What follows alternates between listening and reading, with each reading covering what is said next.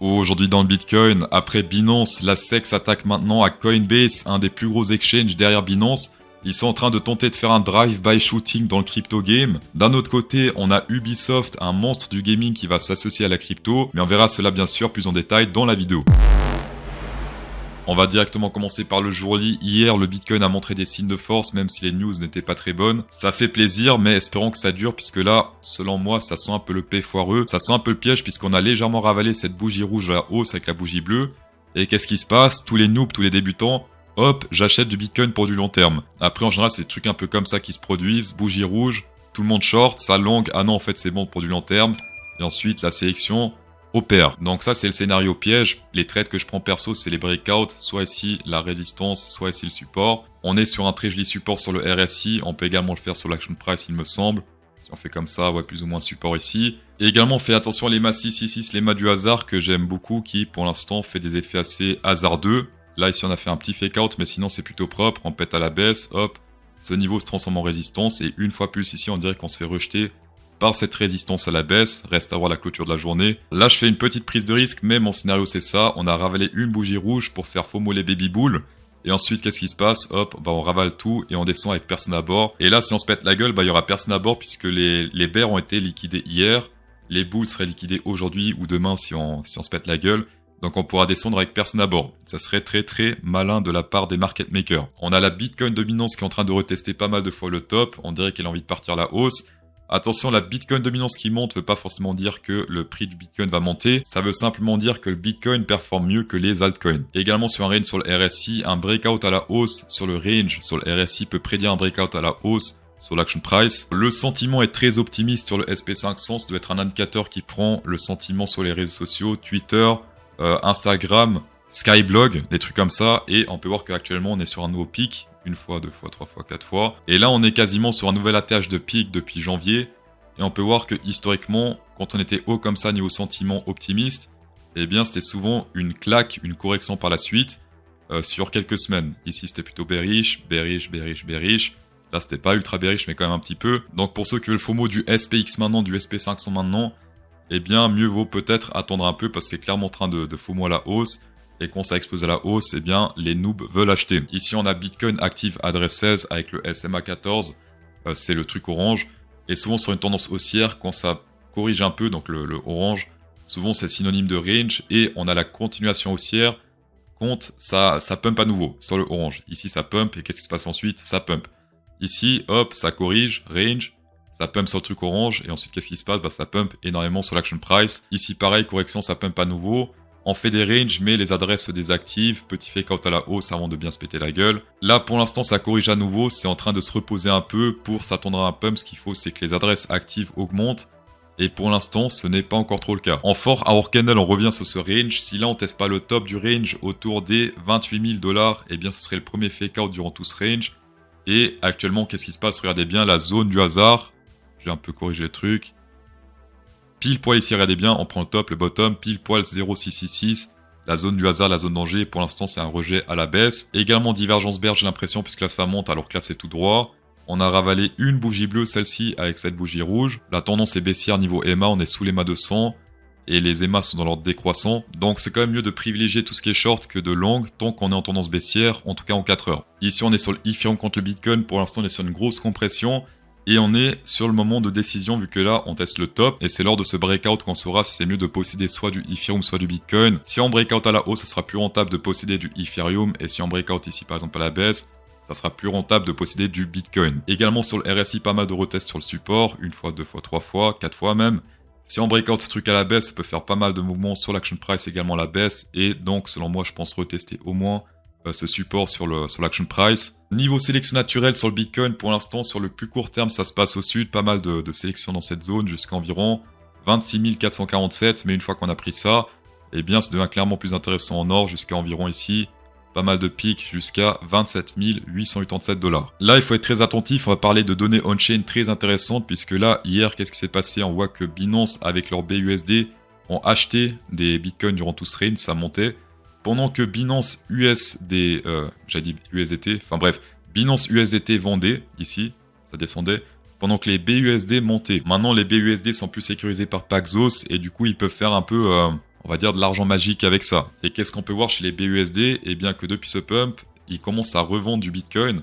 Donc c'est eux qui ont prédit ce pump ici, ils ont acheté avant que ça pump, et là ils commencent à vendre avant que potentiellement ça dump. Voilà, ça c'est juste une donnée on-chain. Après, faites-en ce que vous voulez. Également ici, Binance On-Chain, on peut voir que avec ce gros pump hier, l'open interest s'est bien pété la gueule et en général, c'est un affaiblissement de momentum. Donc ça, on veut pas voir en général quand ça pump. Ce qu'on veut voir quand ça pump, c'est soit l'open interest qui range, soit l'open interest qui monte. Mais quand ça descend, en général, ça signifie que c'est éphémère. Bien sûr, c'est un indicateur. Quand vous allez faire des backtests, vous allez forcément trouver des exemples qui ne fonctionnent pas. Mais majoritairement, quand ça descend sur l'open interest et que l'action price monte, pas très bon pour la suite. Est-ce qu'on est équilibré ici sur Binance? 51, 48, ouais, ça c'est correct. 12 heures également, 1 heure également et 4 heures. Là c'est plutôt équilibré, 1,5 milliard en mode long et en mode short. Ça fait très longtemps que je vous ai pu parler d'un gros projet, My Lovely Planet. Donc c'est un jeu en ligne sur téléphone déjà disponible avec 40 000 joueurs actuellement, sur Android et sur l'App Store. La note est de 4,7 sur 5, donc on est quasiment sur le maximum. My Lovely Planet est un jeu Web3 pour la protection de l'environnement. Le concept est littéralement unique puisque chaque action dans le jeu est reproduite dans le monde réel. Quand vous plantez un arbre dans le jeu, ils plantent littéralement un arbre dans le monde réel. Alors pour les Marseillais, planter des arbres. Comment ils font ça? Ils reversent une partie de leur chiffre d'affaires à des ONG qui agissent sur le terrain. Le projet est géré par Ubisoft. Même moi que je suis pas trop gamer, je connais Ubisoft. C'est également le vainqueur du Unity for Humanity, le plus gros concours de jeu impact, et c'est décerné par le moteur du jeu Unity, donc le plus gros moteur de jeu au monde. Sur TikTok, ils sont déjà plus de 500 000 abonnés, un demi-million d'abonnés. Le truc est à peine lancé, puis ça pèse déjà. Le projet a été créé par Clément, c'est ce gars-là. C'est un diplômé des mines de Paris et un entrepreneur à impact, donc il utilise la technologie pour trouver des solutions pour le climat. Sa première startup, ça a été Lilo.org, c'est un moteur de recherche à impact, 6 millions d'utilisateurs, et ils ont déjà versé 5 millions d'euros à des ONG avec Lilo, juste avec Lilo. Le token My Lovely Coin est un utility token sur la blockchain Polygon. C'est la monnaie du jeu. Ce token est directement lié au chiffre d'affaires puisque 85% des achats servent à racheter le token sur les échanges. Leur objectif, c'est de créer un jeu top 10 mondial et Ubisoft leur aide bien sûr pour cela. Il y aura également la création de l'Environmental Treasury, le plus grand fonds d'investissement pour le climat au monde qui comprend 40% de la total supply. Quand un investisseur gagne 1 euro, la valeur de ce fonds gagne 4 euros. Le public sale a commencé il y a peu et il va durer 3 mois. Vous pouvez investir en 3 minutes directement sur le site officiel de My Lovely Planet, je mets le lien en description. Vous pouvez payer par carte bancaire, par crypto, par virement bancaire aussi. Moi, bien sûr, je préfère la crypto. Le token commence à 0,061 centimes, donc 0,061, et augmente tous les dimanches soirs à minuit. Le listening sera à 10 centimes sur les exchanges décentralisés et centralisés. Ça sera le 15 septembre et le nom des exchanges va être donné durant l'été, donc restez à jour. Et sinon, s'il vous plaît, toujours investir ce qu'on peut se permettre de perdre, très important. On va passer sur le total market cap sans le Bitcoin, donc c'est toutes les cryptos excepté le Bitcoin.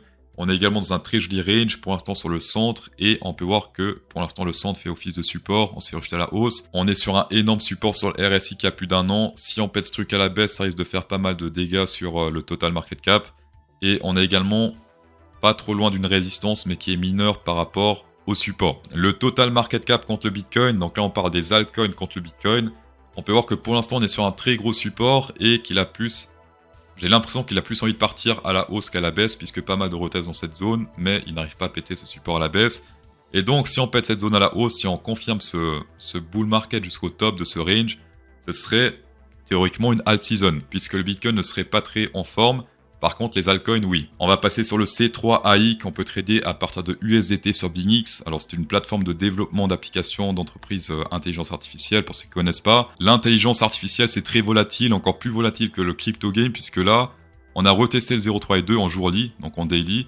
On a fait ce petit pump-là, et regardez en pourcentage, hop, ça fait un 25% de pump, donc pour ceux qui cherchent la volatilité, et bien sur BingX, vous faites le C3 AI et on rentre in the volatility game. Bon après ça va, depuis quelques jours là sur Bitcoin, on est servi. Merci la SEC. Donc ici avec le C3, si on monte, si on fait un double top, voire un sommet plus haut et qu'il y a une divergence bear, par exemple ici sur le RSI, hop, divergence bear, rejet ici sur la résistance, et éventuellement également divergence bear sur le VMC, hop, on peut nous faire un trade row to au moins ici 0,3 et 2. Sur le Nasdaq en jourly qu'on peut également trader sur BingX, on est en train de break out cette ascending triangle à la hausse, avec pas mal de bougies ici à la hausse, sauf que on dirait que ça manque de force, ça explose pas. Normalement ça devrait exploser un truc comme ça. Et on peut voir par exemple sur le RSI, parce qu'il y a beaucoup de gens qui ignorent ce qui se passe sur le RSI, qu'on est également sur un support et qu'on n'a pas encore breakout sur le RSI. Donc ici pour liquider les baby traders, on réintègre cette ascending triangle ici. signe de faiblesse ici, on se fait rejeter par le RSI, hop, et route au moins tout de bottom de ce triangle. D'accord, donc là on descend, et avec cette baisse ici sur le RSI, on peut faire un truc, peut-être même un breakout sur le bas de ce triangle. Sur le dollar index, on a quitté cette tendance baissière vu que on a pété tous les émals à la hausse, mais attention, on a fait un truc similaire ici, et ensuite on a tout ravalé une fois plus à la baisse. On est sur une grosse divergence bear sur le VMC vu que là ça monte pas mal alors qu'ici, là ça descend pas mal. Pour moi c'est un peu risqué d'être bullish sur ce niveau et en plus regardez bien on n'a pas encore testé la première target 0,382 103,28 $, c'est la première target qui n'a toujours pas encore été testée. Donc au moins tester cette zone avant de prendre une décision. Avant cela personnellement je ne suis pas trop bullish sur le dollar index. Dans tous les cas master, checkez cette vidéo sur un plaisir, insérez un pouce bleu dans cette vidéo pour incrémenter encore plus le plaisir et bonne soirée.